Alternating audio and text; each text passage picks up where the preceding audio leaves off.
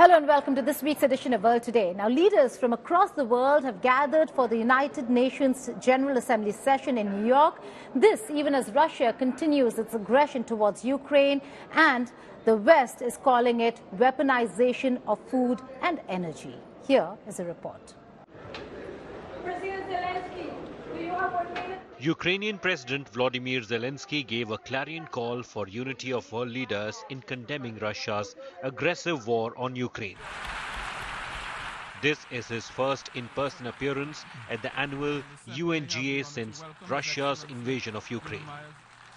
He, in his speech at the UN General Assembly, also reminded the world how Russia is weaponizing food and energy. Since the start of the full-scale war, the Ukrainian ports in the Black and Azov Seas have been blocked by Russia. Until now, our ports on the Danube River remain the target for missiles and drones. And it is a clear Russia's attempt to weaponize the food shortage on the global market in exchange for recognition for some, if not all, of the captured territories. Russia is launching the food prices as weapons. Behind the closed doors, Zelensky also called the abduction of Ukrainian children as genocide. We know the names of tens of thousands of children and have evidence on hundreds of thousands of others kidnapped by Russia in the occupied territories of Ukraine and later deported. Those children in Russia are taught to hate Ukraine, and all ties with their families are broken. And this is clearly a genocide. Earlier, Biden, in his address, urged leaders to stand against Russia's naked aggression. No nation wants this war to end more than Ukraine. And we strongly support Ukraine in its efforts to bring about a diplomatic resolution that delivers just and lasting peace. But Russia alone bears responsibility for this war. We have to stand up to this naked aggression today and deter other would-be aggressors tomorrow. That's why the United States, together with our allies and partners around the world, will continue to stand with the brave people of Ukraine as they defend their sovereignty and territorial integrity and their freedom. The US has been rallying its allies to support Ukraine and send a strong message to Vladimir Putin that he cannot outstand the West. But Biden has been criticized by some Republicans who want him to spend less on Ukraine. Russia strongly came out against the West. Коллективный Запад во главе с США самочинно присвоил себе ранг вершителя судеб всего человечества. The collective West, led by the United States, arbitrarily assumed the rank of arbiter of the destinies of all mankind and, overwhelmed by a complex of exclusivity, began to increasingly ignore the legacy of the founding fathers. Today, the West turns to statutory norms and principles selectively from case to case, solely in accordance with its selfish geopolitical needs. Имеющихся и разжиганию новых очагов напряженности. Besides Ukraine, climate change, global cost of living, and artificial intelligence are some other issues that the leaders will dwell upon.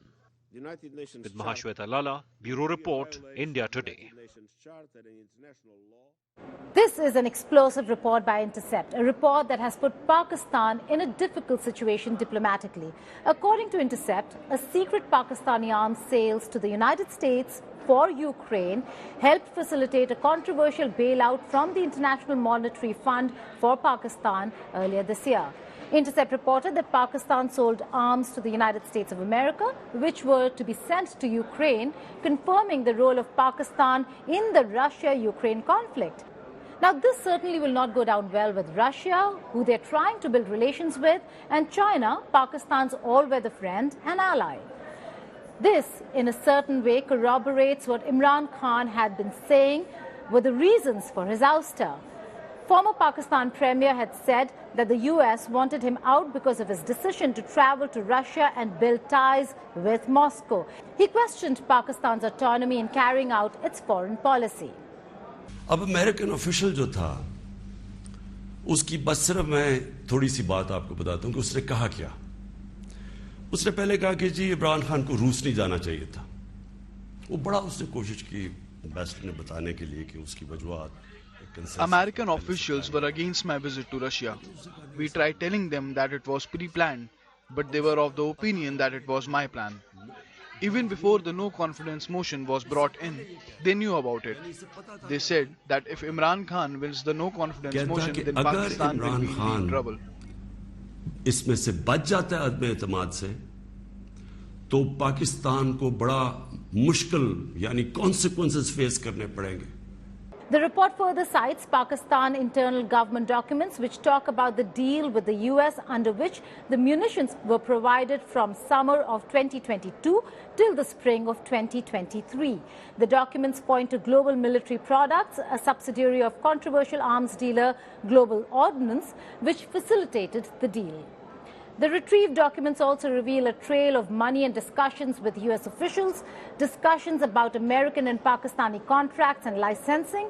Some requisition documents are also cited, which are also linked to the US brokered arms deal between Ukraine and Pakistan. For now, both Pakistan and Ukraine have rejected the reports. The reason why Pakistan's munitions are required is because Ukraine's military still operates primarily on Soviet-era weapon systems, and Pakistan is known as a production hub for the types of basic munitions needed for grinding warfare. Also, the Chinese AK-56 requires the same bullets as that of Russian AK-47. As Ukraine grapples with chronic shortages of munitions and hardware, the presence of Pakistani-produced shells and other ordnances by the Ukrainian military would have been a relief for Kyiv and for its Western partners, particularly the United States of America.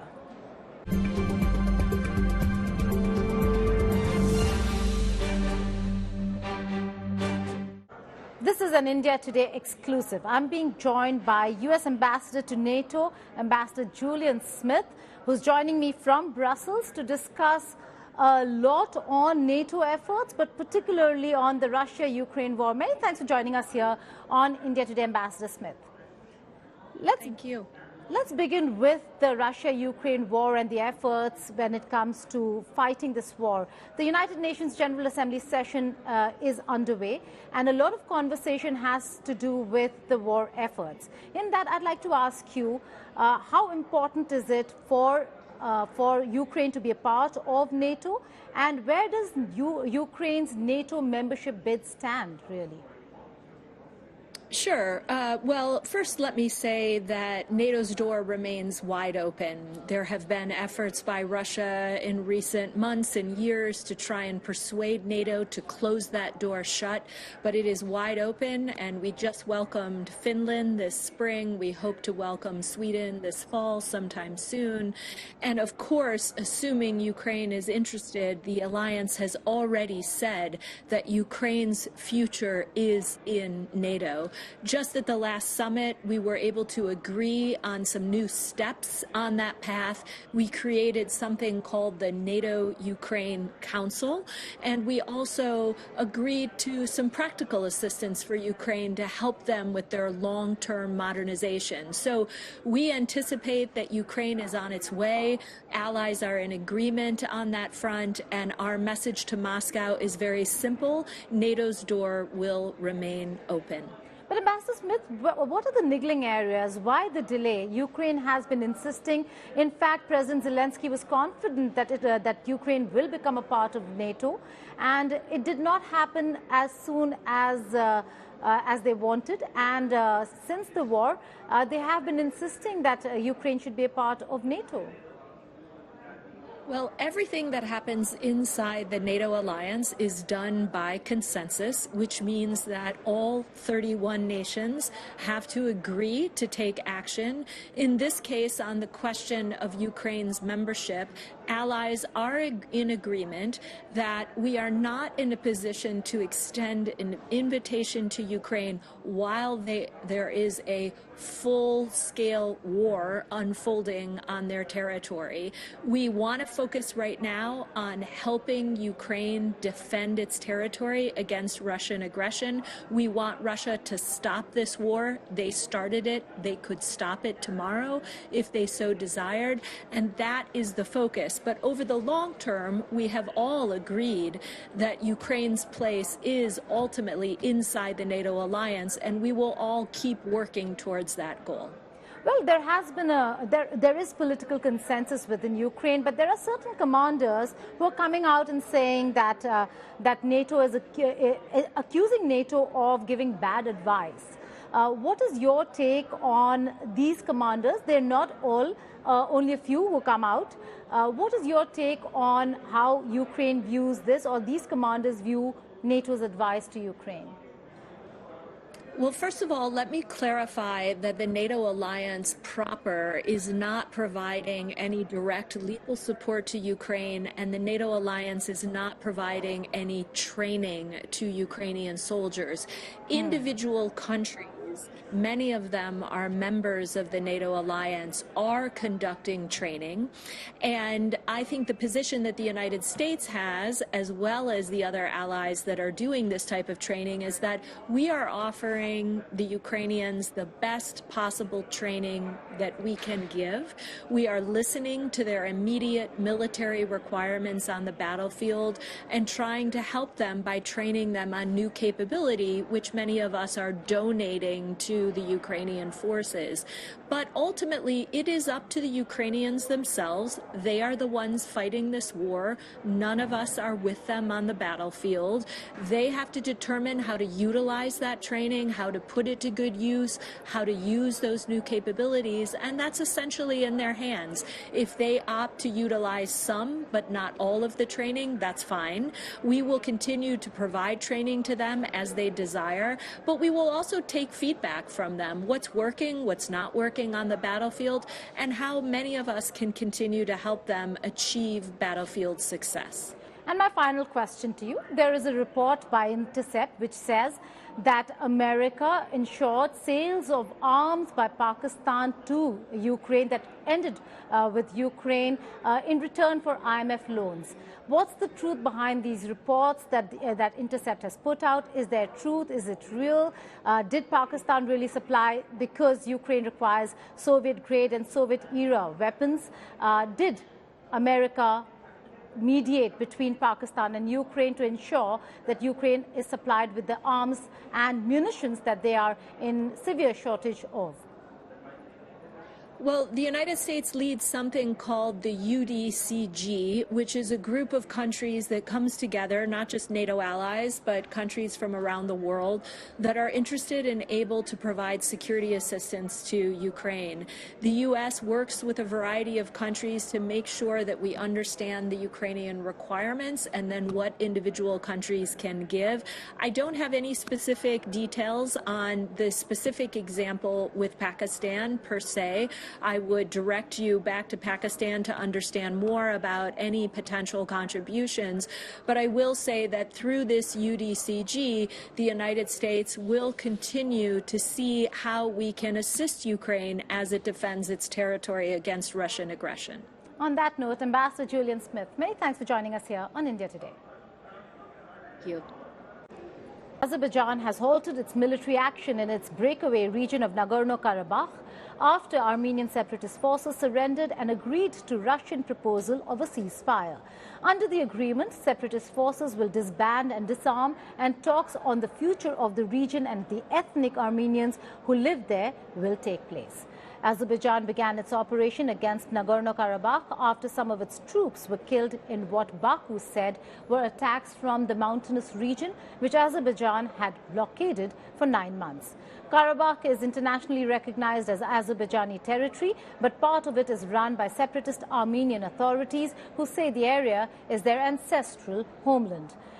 The South Caucasus region has been at the center of 2 wars, the latest in 2021, but it began in 1991 since the fall of the Soviet Union. Chinese developer Sunac China Holdings has filed for Chapter 15 protection from the creditors in a U.S. bankruptcy court. The company has sought protection under Chapter 15 of the U.S. Bankruptcy Code, which shields non-U.S. companies that are undergoing restructuring from creditors that hope to sue them or tie up assets in the United States. Here's a report. There was a wild ride Tuesday for investors in China's battered property sector. Shares in big developers jumped following news of new deals to avoid debt defaults. Sunac China saw its stock surge as much as 14% after it won approval to restructure $9 billion in offshore bonds. But it then ended the day down 4% after reports that it had sought bankruptcy protection in the US.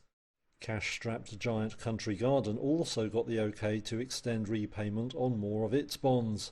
But its stock also gave up early gains, ending down by over 2% following the Sunac reports. Tuesday's news comes as Beijing steps up moves to support the property sector, which accounts for about a quarter of the country's economy. That has included measures to ease borrowing costs and help first-time buyers. Despite all that, though, house prices in the country continue to decline. The latest figures show new home prices fell at their fastest pace in 10 months in August. Falls in real estate sales and investment also deepened. One economist told Reuters that Beijing's stimulus measures would have some effect, but predicted that any turnaround in the property market would be slow and modest. U.S. nationals returned to their country following their release from Iranian custody. They were wrongfully imprisoned for years. Here is a detailed report.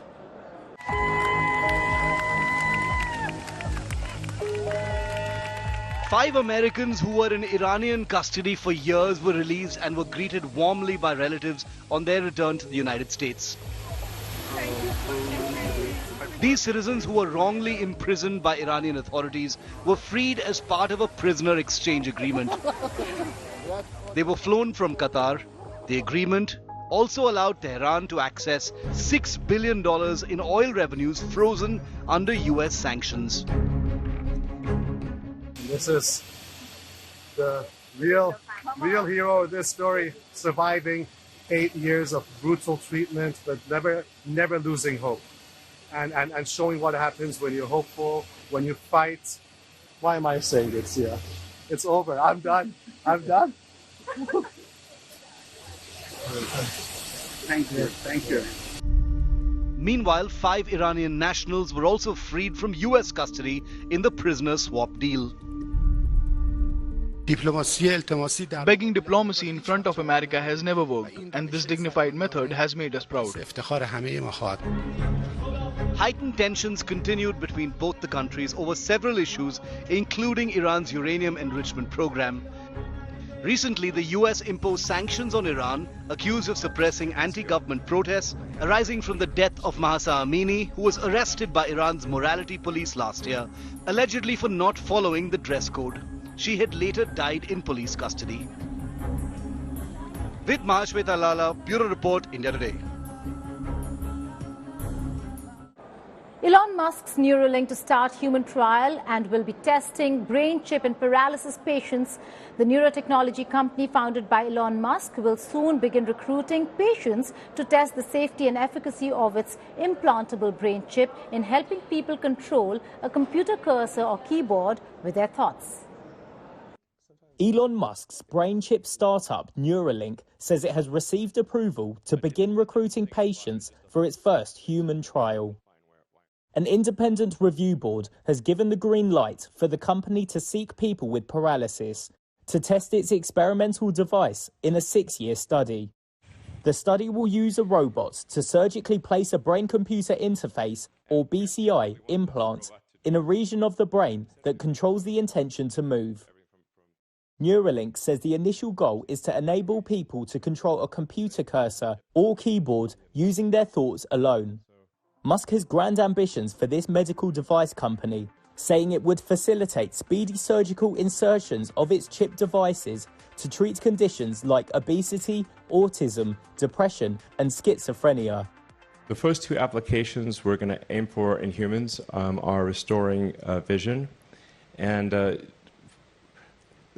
I think this is notable in that even if someone has never had vision ever, like they were born blind, we believe we can still restore vision. And then the other application being in the motor cortex, where we would initially enable someone who has almost no ability to operate their muscles and enable them to operate their phone faster than someone who has working hands.